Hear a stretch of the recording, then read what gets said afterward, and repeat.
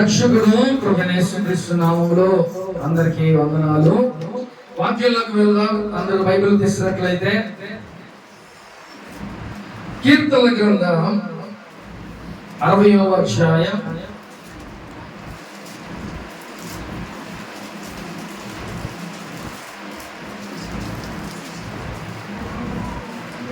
అందరూ బైబిల్ తీసినట్లయితే కీర్తనల గ్రంథం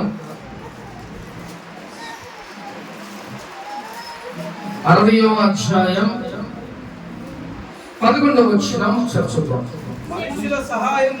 మనుషుల సహాయము వ్యర్థము, శత్రువులను జయించుటకు మాకు సహాయము దయచేయము. చాలు. హల్లెలూయా. ప్రేమందేవుడా, ఈరోజు దేవుడు మనతో మాట్లాడుతున్న మాట ఏంటంట? మనుషుల సహాయము వ్యర్థం. అంటే ఎంత గొప్ప మాట! మనుషుల సహాయం వ్యర్థమాట. అంటే మరి ఇప్పుడు ఎవరి సహాయం తీసుకోవాలి మనం?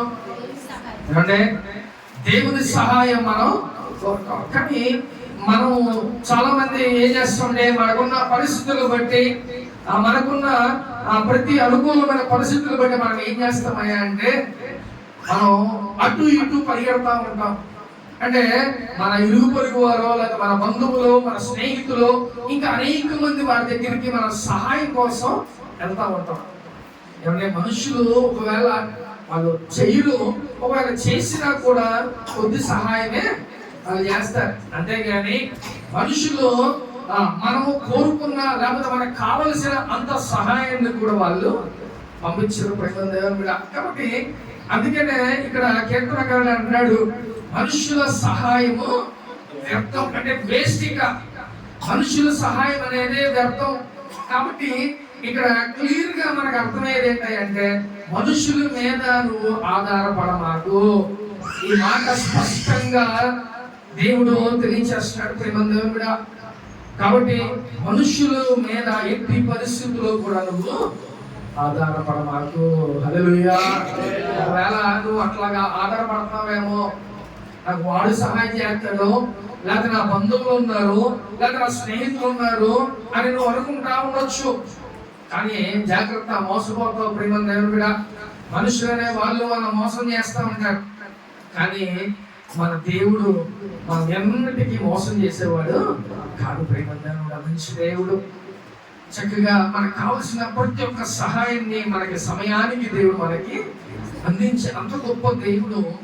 ఆయన మీద మనం ఆధారపడాలి. అందుకని మనుషులు నమ్ముకున్నట్టు కంటే యెహోవాను ఆశ్రయించుట మేలు. కాబట్టి లోకంలో ఎవరైనా అవ్వచ్చు, అది ఏ అధికారం అవ్వచ్చు, లేకపోతే నాయకులు అవ్వచ్చు, ఆఖరికి రాజు అవ్వచ్చు, వాళ్ళందరూ కూడా మీరు నమ్మొద్దు, మీరు నన్నే నమ్మమని చెప్పి దేవుడు రోజు మాట్లాడుతున్నాడు ప్రేమందేవుడు కూడా. కాబట్టి నువ్వు మనుషుల్ని నమ్ముకుంటే నువ్వు మోసపోతావు. మనుషుల సహాయం వ్యర్థం.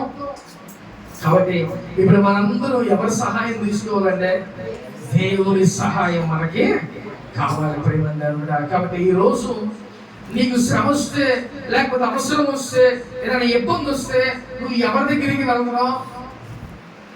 ఎవరిని ఒకసారి జ్ఞాపకం చేసుకో. మనుషులు అంటే కనబడతారు కదండి, దేవుడు అయితే కనపడగా ఆయన దగ్గరికి వెళ్తాం అంటారా? మన దేవుడు మిమ్మల్ని ఎప్పుడు మీరు పడే శ్రమలు, మీరు వెళ్ళే ప్రతి మార్గం, మీరు నుంచునేది, కూర్చునేది, ప్రతిదీ కూడా దేవుడు చూసేదే. కాబట్టి నువ్వు బాధపడతా, నువ్వు ఇబ్బంది పడతా, నువ్వు నీ యొక్క శ్రమలు గుండా నువ్వు వెళ్తా ఉంటే దేవుడు చూస్తూ ఉంటాడా?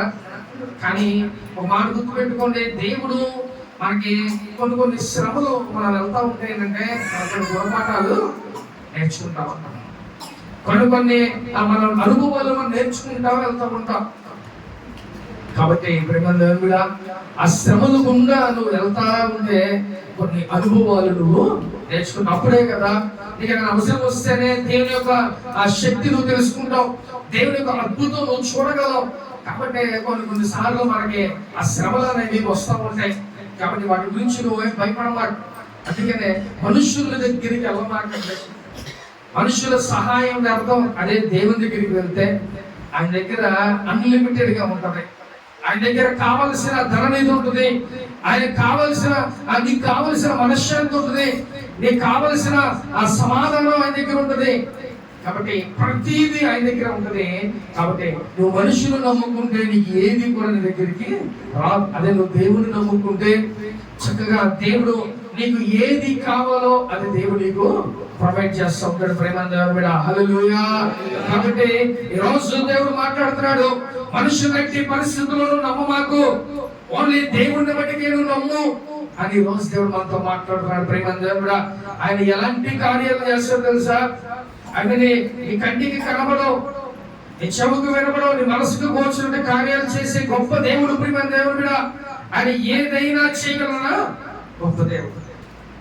కాబట్టి అందుకనే మన మనుషుల దగ్గరికి వెళ్ళటం మానేసేయండి, మనుషులు అడగడం మానేయండి. నువ్వు అలవాటు చేసుకోవాల్సిన అలవాటు ఏంటో తెలుసా? నీకు ఏ శ్రమ వచ్చినా ఇబ్బంది వచ్చినా నువ్వు మోకరించి మొట్టమొదటిగా ప్రార్థన చేయి.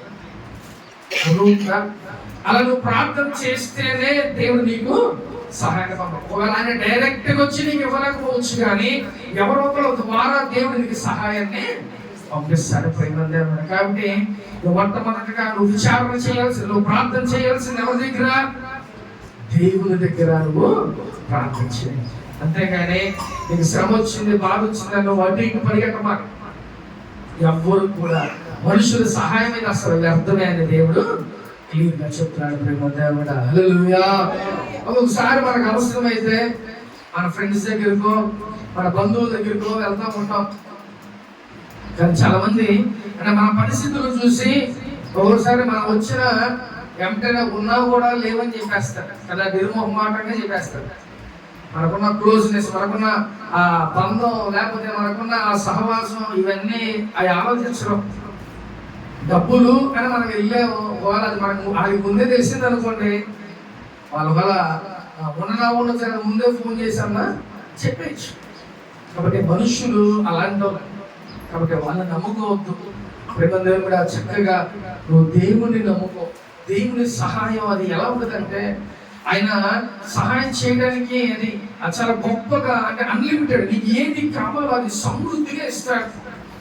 అదే నువ్వు మనుషుల దగ్గరికి వెళ్తే కొంత నీకు సహాయం రావచ్చు, కానీ దేవుడి దగ్గరికి వెళ్తే నీకు 100% దేవుడు సమృద్ధిని అనుగ్రహిస్తాడు. దేవుడా, అందుకని నువ్వు మనుషుల దగ్గరికి వాళ్ళ సహాయం కోసం నువ్వు వెళ్ళమాకు, దేవుని దగ్గరికి నువ్వు సహాయం కోసం వెళ్ళి. ప్రేమ అప్పుడు నీకు గొప్పగా దేవుడు నీకు సమృద్ధి, నీకు ఏది కావాలో అది సమృద్ధిగా దేవుడు నీకు అనుగ్రహిస్తాడు. ప్రేమ దేవుడా, హల్లెలూయా. చూద్దాం, అది కింద వచ్చిన ఒకసారి. మనుషుల సహాయం వ్యర్థము, శత్రువును జయించటకు మాకు సహాయం దయచేయండి.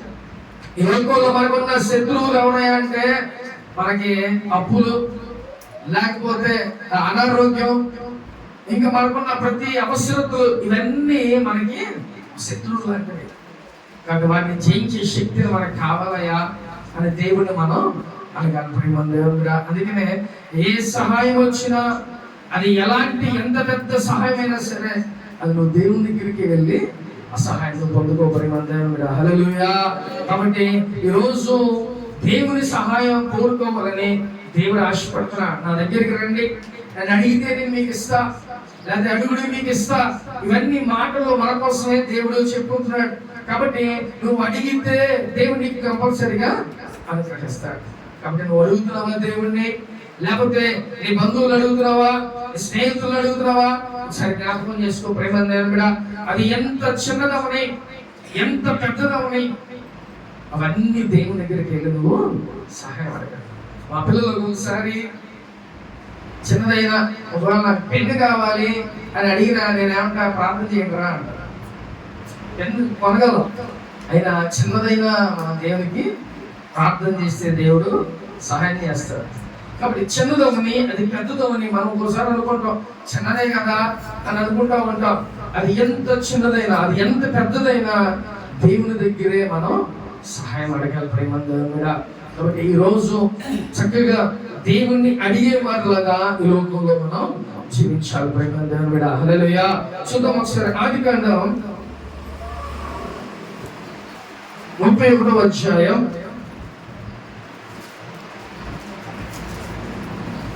15వ అధ్యాయం చదువు, 31వ అధ్యాయం 10వ వచనం చదువుతాం. మందులు కట్టు కాలమున నేను స్వర్గమందు కన్నులెత్తి చూడగా గొర్రెలను దాటు పొట్టేళ్లు చారలనైనను పొడలనైనను మచ్చలనైనను గర్భయుండును. మరియు ఆ స్వప్నమందు దేవుని దూత యాకోబు అని నన్ను పిలువగా ప్రభువా అని చెప్పి, అప్పుడు ఆయనని కన్నులెత్తి చూడుము, గొర్రెలను దాటుచున్న పొట్టేళ్లయు చారణలైనను పొడలనైనను మచ్చలనైనను గలవి. ఎలయనగా లాబాను నీకు చేయుచున్నది యావత్తును చూచితిని. చాలు, హల్లెలూయా. ఇక్కడ యాకోబు తన మామ దగ్గర ఎన్ని సంవత్సరాలు, కనీసం 7 సంవత్సరాల పాటు పని చేస్తానే ఉన్నాడు.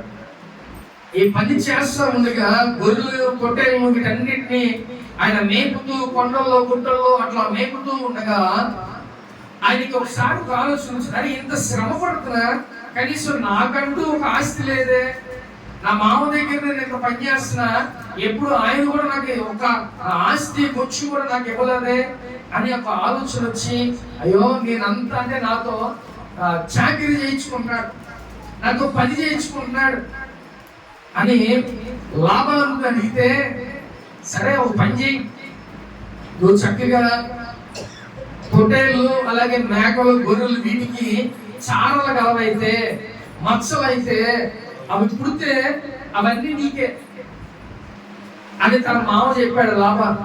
అది ఈ మాట ఎందుకు చెప్పాడు అని అంటే, ఆ రోజుల్లో అయితే తెల్లదే లేకపోతే ఎర్రదే లేకపోతే నల్లదే, అంతే తప్ప వాటికి చారలు కలవి లేకపోతే మచ్చలు కలవి ఇవేమి పుట్టేవి కావు మేకలకు కానీ గొర్రెలకు కానీ. అందుకని ఆ లాభం చూసారా, తన అల్లుడిని ఎంత మోసం చేస్తున్నాడా, తన అల్లుడిని ఎంత మోసం చేస్తాడంటే ఇవి పుడితే ఇక అవన్నీ నీకే అని చెప్తున్నాడు. అయితే ప్రియమైన కూడా యాకోబు దానికి ఆయన ప్రార్థన చేసుకొని పడుకోగా స్వప్నం ముందు దేవదూత వచ్చి మాట్లాడాయ్యా, లాభాలు చేసి అంతటిని నేను చూస్తున్నా, నిన్ను ఎంత మోసం చేస్తున్నాడో, నిన్ను ఎంత పని చేయించుకుంటున్నాడో ఇవన్నీ నేను చూస్తున్నా. అయితే ఇక నుంచి నీకు కలిగేవన్నీ కూడా నువ్వు మేపే గొర్రెలన్నిటికీ ఏం పడతాయి అంట, చారలు గలవి పడతాయి, మచ్చలు గలవి పడతాయి అని చెప్పి ఆ స్వప్నం ముందు దేవదూత మాట్లాడింది ప్రేమ దేవుడా. కాబట్టి ఇక్కడ ఆయన ఎవరు నమ్ముకున్నాడు అంటే ఫస్ట్ మావని నమ్ముకున్నాడు. పాపం అంత వెట్టి చాకరీ చేస్తాడు, కానీ ఆయనకంటే ఒక సొంత ఆస్తి, ఒక గొర్రె పిల్ల, ఒక పొట్టేలో ఏది కూడా లేదు. వెనక్కి తిరిగి చూసుకుంటే ఆయన వెనక్కి ఏం లేవు. అంటే అప్పుడు గ్రహించుకున్నాడు, అయ్యో నా మామని నమ్ముకున్నా కదా, నాకంటూ ఒక ఆస్తి కూడా లేకుండా చేశారు, నాకంటూ ఒక ఆస్తి కూడా నాకు ఇవ్వకుండా చేస్తారు, ఇన్ని సంవత్సరాలు నేను కష్టపడుతున్నా అని ఆలోచన చేసుకొని అప్పుడు అయ్యో నేను మోసపోతున్నా, నేను నా మామని నమ్మి నేను మోసపోతున్నా, కాబట్టి ఇక నేను వెళ్ళి ఆయన అడగాలని చెప్పి అడగగానే ఆ మాట చెప్పాను. కానీ చూడండి ప్రియమైన కూడా ఆయన మనుషుని నమ్ముకున్నాడు కాబట్టి అక్కడ ఆయన దగ్గరికి ఏమి ఒక ఆస్తి కూడా రాలా. వెంటనే దేవుని పాదాల దగ్గరికి వస్తే ఏం చేశాడు, ఆయనకి నెక్స్ట్ ఆ గొర్రెలకి, ఆ మేకలకి, ఆ పొట్టేలన్నిటికీ ఏం పుట్టినాయి తెలుసా, అన్ని చారల గలవే పుట్టినాయి, అన్ని మచ్చల గలవే పుట్టినాయి. అప్పుడు పుట్టిన అవన్నీ కూడా ఎవరయ్యాక యాకోబుకే. అప్పుడు ఆయన ఆస్తే లాభాల కన్నా ఇంకా ఎక్కువైపోతుంది, లాభాల కన్నా ఇంకా ఎక్కువగా అధికంగా అయిపోతుంది. కాబట్టి ఇక్కడ మనిషిని నమ్ముకోగానే ఆయన వెనక చూసుకుంటే ఏం లేవు. అదే దేవుడు ఎక్కువ చూస్తే దేవుడు ఏం చేశాడంట, లాభాలకున్న ఆస్తి కన్నా ఇంకా ఆయనకి విస్తారం అయిపోతున్నాయి. పుట్టినవన్నీ కదే, పుట్టినవన్నీ మచ్చలు, పుట్టినవన్నీ చారల గలవి, ఇవన్నీ ఇప్పుడు ఎవరి సొంతం, యాకోబు సొంతం అయితే. కాబట్టి ఆయన ఎవరిని నమ్ముకున్నాడంట, దేవుణ్ణి నమ్ముకోగానే దేవుడు ఏం చేశాడు, ఆయన్ని ఆశీర్వదించడం మొదలు పెట్టాడు. హల్లెలూయా. కాబట్టి నువ్వు మనుషులు నమ్మమాకు, మనుషులు నిన్ను మోసం చేస్తారు ప్రియమైన దేవుని బిడ్డ. కాబట్టి నువ్వు ఎవరు నమ్మాలంట, దేవాతి దేవుణ్ణి నమ్మాలి ప్రియమైన దేవుని బిడ్డ. హల్లెలూయా. కాబట్టి ఈరోజు దేవునితో మాట్లాడుతున్నాడు ప్రియమైన దేవుని బిడ్డ. నువ్వు చక్కగా మనుషులు నమ్మటం ఈ రోజు నుంచి ఆపే, మనుషులు నమ్మటం ఆపే, చక్కగా దేవుని నమ్ముకోవటం మొదలుపెట్టు ప్రియమైన దేవుని బిడ్డ. అలా నువ్వు నమ్ముకోగలిగితే చక్కగా దేవుని ఆశీర్వదించడం మొదలు పెడతాడు. కాబట్టి రోజు దేవుని నమ్ముకుంటే నిన్ను గొప్ప చేస్తాడు. అంతేగాని దేవుని కాక నువ్వు మనుషులు నమ్ముకున్నావా, అవన్నీ నీకు అందుకే మన యొక్క వాక్య భాగ్యం ఏంటంట, మనుషుల సహాయం వ్యర్థం. కాబట్టి మనుషుల సహాయం కోసం మీరు ఎదురు చూడమాకండి ప్రేమ దేవుడు. హల్లెలూయా. కాబట్టి దేవుడు ఆయన సహాయం చేస్తాడు, దేవుడు ఆయన నీకు సహాయాన్ని అందిస్తాడు. కాబట్టి ఆయన సహాయం కోసం మనం ఎదురు చూడాలి ప్రేమ దేవుడా.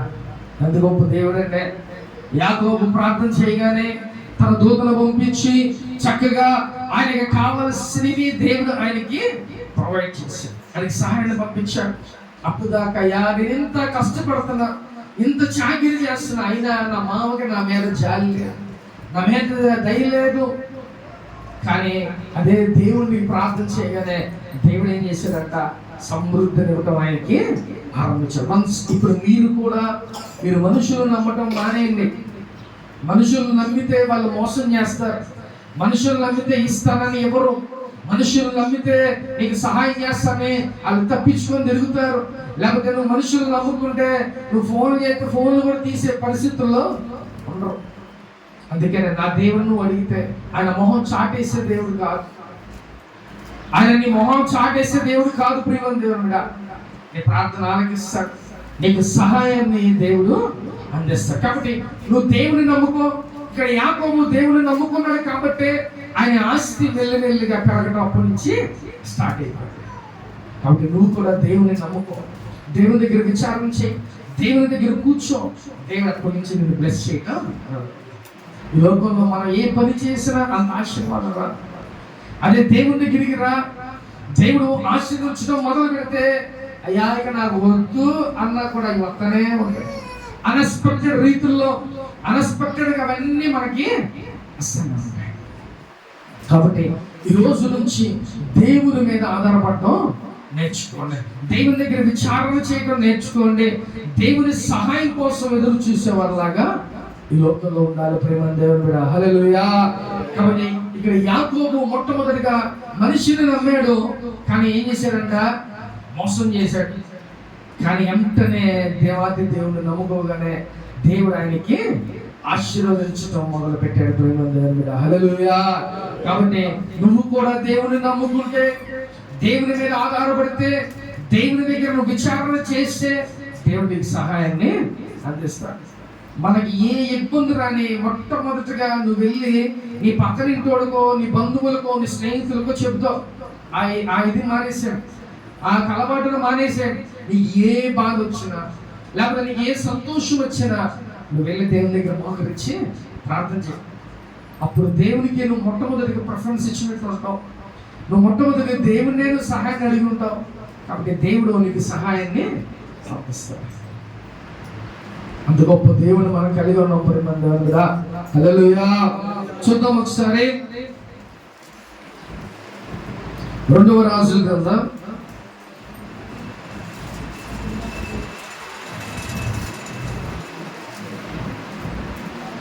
18వ అధ్యాయం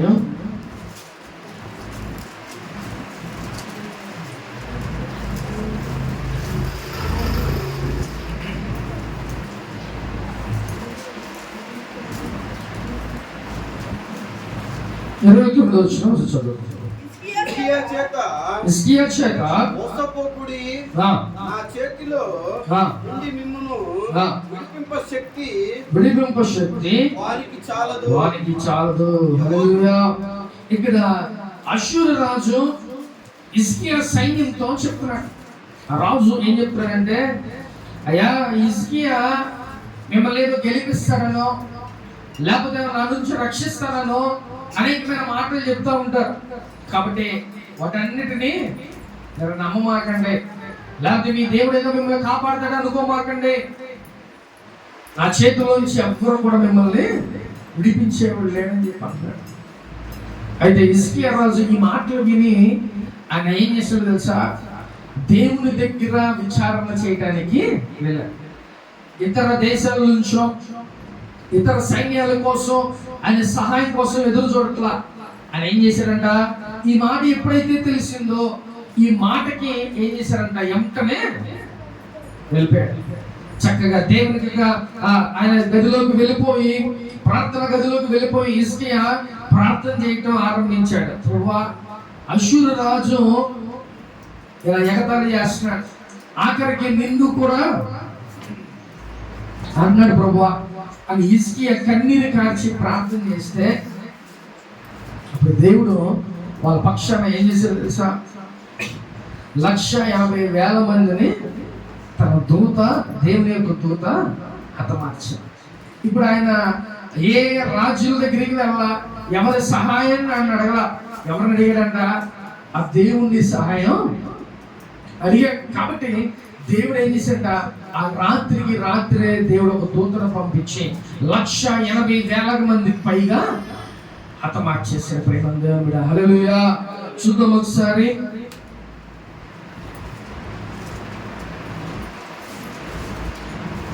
అదే 2 రాజుల 19 వచ్చిన చదువుతాం. అప్పుడు 19వ అధ్యాయం 19వ వచనం. యెహోవా మా దేవా, లోకమున్న సమస్త జనులు నీవే నిజముగా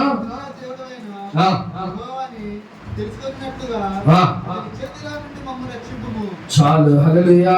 ఇక్కడ హిజ్కియా యొక్క ప్రార్థన, అయ్యా నువ్వే నిజమైన దేవుడు అని, నువ్వే ఆశ్చర్య కార్యాలు చేసేవాడు అని, నువ్వే అద్భుతాలు చేసేవాడు అని వీళ్ళందరి ముందు ఆ అష్షూరు చేతిలోంచి మమ్మల్ని విడిపించి నువ్వే గొప్ప దేవుడు అని నిరూపించుకోయా అని ఆయన ప్రార్థన చేస్తున్నాడు హిజ్కియా.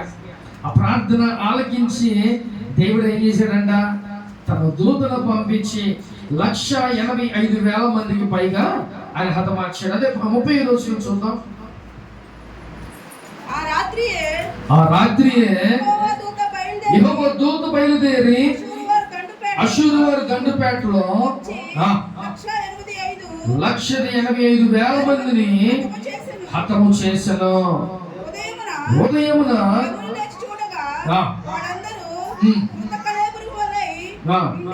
చాలు. హల్లెలూయా. ఎంత గొప్ప దేవుడు అంటే! హిజ్కియాకి ఈ మాటలు వినగానే ఆయన ఏం చేశాడంట? వెళ్ళే గదిలోకి వెళ్ళి ప్రార్థన, అయ్యా నువ్వు నిజమైన దేవుడు అని, నువ్వు అద్భుతాలు చేస్తావని, నువ్వు శక్తి కలిగిన దేవుడు అని వాళ్ళ నుంచి మమ్మల్ని విడిపించు. అలా విడిపిస్తే వాళ్ళందరూ నువ్వే నిజమైన దేవుడు అని నమ్ముతారయ్యా. నువ్వు ఆ పక్షాన కార్యం చేయి అని ఆయన వెళ్ళి ప్రార్థన చేస్తాడు. ప్రేమ దేవుడా. కాబట్టి హిజ్కియాకి సమస్య రాగానే, హిజ్కియాకి ఒక శ్రమ రాగానే ఆయన వెంటనే ఎవరి దగ్గరికి వెళ్ళాడంటే? దేవుని దగ్గరికి వెళ్ళి, ఆయన మనుషుల్ని నమ్మలా, అని ఏ రాజుల దగ్గరికి ఆశ్రయించలా, ఏ రాజుల యొక్క సహాయాన్ని ఆయన కోరుకోలా, కేవలం దేవుని దగ్గరికి వెళ్ళి ఆయన ప్రార్థన చేశాడు. ఒక పక్కన యుద్ధానికి సిద్ధంగా ఉన్నారు అక్కడ అష్షూరు రాజు సైన్యం, ఇజ్రాయేల్ ప్రజలంతా సైన్యంలో అక్కడ రెడీగా ఉన్నారు. ఇక తెల్లవారైతే మళ్ళీ యుద్ధం స్టార్ట్ అవ్వాలి. ఇప్పుడు ఈయన ఏం చేయాలి? అంత సిచ్యువేషన్ లో ఆయన ఏదో ఒక రాజు దగ్గరికి వెళ్ళి సహాయాన్ని అడగాలి. ఏదో ఒక సైన్యం దగ్గర నుంచి మనం సహాయం తెచ్చుకోవాలి, సమయం లేదు అని అనుకోవాలి. కానీ ఆయన ఏం చేశారంట? సమయం ఉన్నా సమయం లేకపోయినా నా దేవుడు ఎట్లాగైనా చేస్తారని చెప్పి దేవుని దగ్గరికి వెళ్ళి మోకరించి ప్రార్థన చేశారు. ప్రేమ దేవా, నువ్వే అద్భుత దేవుడివి, నువ్వే శక్తి కలిగిన దేవుడివి, నువ్వే కార్యం చేసి మా దగ్గర నుంచి మమ్మల్ని విడిపించయ్యా అని ప్రార్థన చేశారు. వెంటనే ఎంతమందిని చెప్పారంట? 1,80,000 మందిని ఒక దేవదూతని దేవుడు పంపించి వాళ్ళందరినీ హతమార్చారు. తెల్లవారుజాములు చూస్తే ఏమైందంట? కళాయిబరాలు చనిపోయిన వాళ్ళందరూ అలా పడి ఉండిపోయారు. మిగతా అష్షూరు రాజ్య సైన్యం అంతా చెప్పారంట పారిపోయారు. కాబట్టి దేవుడా, నువ్వు కూడా దేవుణ్ణి ఆశ్రయిస్తే, దేవుడు సహాయం కోరుకుంటే దేవుడు ఇంటి విధంగా దేవుడు కార్యం చేస్తాడు. ఇలాగే నువ్వు ఏ సిచ్యువేషన్ ఇక నాకు సమయం లేదు అని నువ్వు అనుకున్నా సరే దేవుడు నీకు సమయానికి దేవుడు కార్యం చేస్తాడు. అందుకే హిజ్కియా రాజుకి అంత డేంజర్ సిచ్యువేషన్ లో ఉన్నా కూడా ఎవరి దగ్గరికి వెళ్ళాడంట? దేవుని దగ్గరికి వెళ్ళి మోకరించి ప్రార్థన చేశాడు. మరి నువ్వు కూడా అలా ప్రార్థన చేస్తున్నావా? కంగారు పడిపోతున్నావా? నీకు ఏదైనా శ్రమ వస్తే, ఇబ్బంది వస్తే, లేకపోతే నీకు ఏదైనా అవసరమైతే నువ్వు ఎవరి దగ్గరికి వెళ్తున్నావు? నువ్వు ఎవరిని ఆశ్రయిస్తున్నావు? ఎవరి దగ్గర నువ్వు విచారణ చేస్తున్నావు? ఎక్కడికి వెళ్ళి నువ్వు ప్రార్థన చేస్తున్నావా లేదా? ఒకసారి జ్ఞాపకం చేసుకో ప్రేమ దేవుని కూడా. దేవుని దగ్గరికి వెళ్ళి అలా వెళ్తే దేవుడు చక్కగా నీ జీవితంలో గొప్ప కార్యం చేస్తాడు. నిరుపురంలో సహోదరం, ఆ సహోదరు అయితే ఏది అవనే, ఎంత చిన్నదవని, ఎంత పెద్ద సమస్య అయినా మొట్టమొదటిగా నాకే ఫోన్ చేసింది. అన్యా ఇలా ఉంది పరిస్థితి, ప్రార్థన చేయండి అన్యా అంటే ఏది ఎవరు ఉండదు. అది చిన్నదవని పెద్ద అంటే ఎంత గొప్ప విశ్వాసమో చూడడం దేవుని మీద. చక్కగా ప్రతి విషయం కూడా ఫోన్ చేసుకొని తెలుసుకొని అలాగే చేసింది. లేకపోతే మనం ప్రార్థన చేయగల దేవుడు ఆ పక్షాన కార్యం చేయటం అంటే మొట్టమొదటి ఎవరి దగ్గర విచారణ చేస్తుంది? దేవుని దగ్గర విచారణ చేస్తుంది. ముందు సేవకుడికి ఫోన్ చేసి ఏంటా పరిస్థితి అని కనుక్కోవటం, లేదా బాగోపోతే వెంటనే ఫోన్ చేసి ప్రార్థన చేసుకోవటం. మొట్టమొదటిగా దేవుని దగ్గరే ఆ యొక్క సహోదరి విచారణ చేస్తుంది. కాబట్టి మనం కూడా అటు పరిస్థితుల్లో మనం ఉండాలి. ప్రేమ దేవుని కూడా నీకు ఏ సహాయమైనా, నువ్వు ఎంత డేంజర్ సిచ్యువేషన్స్ లో ఉన్నా నువ్వు దేవుని దగ్గరికే లేదు, దేవుని దగ్గర విచారం చేయి. అప్పుడు దేవుడు వాటి నుంచి నిన్ను విడిపిస్తాడు. ప్రేమ దేవుని కూడా. కాబట్టి ఈరోజు హిజ్కియా చక్కగా ఆ అష్షూరు చేతుల నుంచి విడిపించడానికి దేవుని దగ్గరికి వెళ్ళి బతిమలాడుకున్నాడు. దేవుని దగ్గరికి వెళ్ళి ప్రార్థన చేశాడు. దేవుని బతిమలాడుకోగా దేవుడు వాళ్ళ నుంచి దేవుడు విడిపించాడు. మరి నిన్ను కూడా నీకున్న సమస్య నుంచి నీకు విడిపించబడాలంటే, నీకు అవన్నీ బంధకాలు తెగిపోవాలంటే నువ్వు దేవుని ఆశ్రయించు. ప్రేమ దేవుడా. హిజ్కియా రాజు మొట్టమొదటిగా దేవుని దగ్గరికే వెళ్ళి విచారణ చేశాడు. కాబట్టి నువ్వు కూడా మొట్టమొదటి నీకు సంతోషం అవ్వండి లేకపోతే బాధ అవ్వండి, మొట్టమొదటిగా నువ్వు దేవుని దగ్గరికి వెళ్ళి విచారణ చేయి. అప్పుడు దేవుడు చక్కగా నీకు సహాయాన్ని అందిస్తాడు. ప్రేమ దేవుడు. హల్లెలూయా. కాబట్టి ఎంత గొప్ప దేవుణ్ణి మనం కలిగి ఉన్నాం. అందుకే దేవుడు చెబుతున్నాయా, మీరు మనుషులు నమ్ముకోవద్దు, మనుషుల సహాయం వ్యర్థము. ఒకవేళ వాళ్ళు చేస్తే కొద్దిగా ఒకవేళ సహాయం చేస్తారేమో, కానీ ఒకవేళ నేను చేశానా అది నీకు అన్లిమిటెడ్ గా ఉంటుంది, ఇంకా సమృద్ధిగా నేను ఇస్తా. కాబట్టి వాళ్ళ దగ్గరికి వెళ్ళమాకండి, చుట్టాల దగ్గరికి, బంధువులు, స్నేహితుల దగ్గరికి, ఎవరి దగ్గరికి వెళ్ళొద్దు. నీకు ఏ సహాయం కావాలా నువ్వు దేవుని దగ్గరికి వెళ్ళి విచారణ చేయి, దేవుని దగ్గరికి వెళ్ళి ప్రార్థన చేయి. ప్రభువా నాకు ఈ సహాయం కావాలి, ఆ సహాయం నువ్వు ఇస్తావా ఇవ్వా అని నువ్వు కూర్చుంటే దేవుడు చక్కగా నీ సహాయాన్ని అందిస్తాడు. ప్రేమ దేవుడు. హల్లెలూయా. కాబట్టి ఈ రోజు నుంచి మనం ఏం చేయాలంట? దేవుని దగ్గర మనం విచారణ చేయటం నేర్చుకోవచ్చు. అలా విచారణ చేస్తే ఆ అలవాటు ఏమైపోతే నువ్వు చనిపోయేంత వరకు అదే అలవాటు నీకు ఏ ఇబ్బంది అయినా రావని చక్కగా నువ్వు దేవుని దగ్గరికి వెళ్ళి చక్కగా ఇంట్లో మోకరించి నువ్వు ప్రార్థన చేయ, దేవా నాకు సహాయం చేయ అని మొట్టమొదటిగా ఆయన దగ్గర నువ్వు ప్రార్థన చేయగలిగితే చక్కగా దేవుడు నీకు సహాయాన్ని పంపిస్తాడు. ప్రేమ దేవుడు. హల్లెలూయా. కాబట్టి ఈరోజు దేవుని సహాయం చాలా సమృద్ధి అంటే అన్లిమిటెడ్. అదే మనుషులదైతే అది ఒకవేళ అది వ్యర్థమే, అది కొంచెమే మనకి అందింది. అర్థమవుతుందా? కాబట్టి మనుషుల సహాయం కన్నా దేవుని సహాయం మనం ఆశ్రయించాలి. అది కావాలని మనం కోరుకోవాలి. ప్రేమ దేవుని బిడ్డ. కాబట్టి మనుషుల్ని ఈ రోజు నుంచి నమ్మమాట. వాళ్ళు మాట ఇస్తే మాట తప్పే దేవుడు. కాబట్టి అదే మన దేవుడు అయితే మాట ఇస్తే తప్పేవాడుగా. అందుకని నీకు ఏ శ్రమ వచ్చినా ఆయన దగ్గర నువ్వు మోకరించి ప్రార్థన చేసేవాళ్ళగా ఈ రోజు నుంచి ఆ అలవాటును మనం చేసుకోవాలి. ప్రేమ దేవుడు. హల్లెలూయా. ఆత్మ చెబుతున్న మాట చూడగలను గాక. ఆమేన్. అందరూ మోకరించండి, ప్రార్థన చేద్దాం.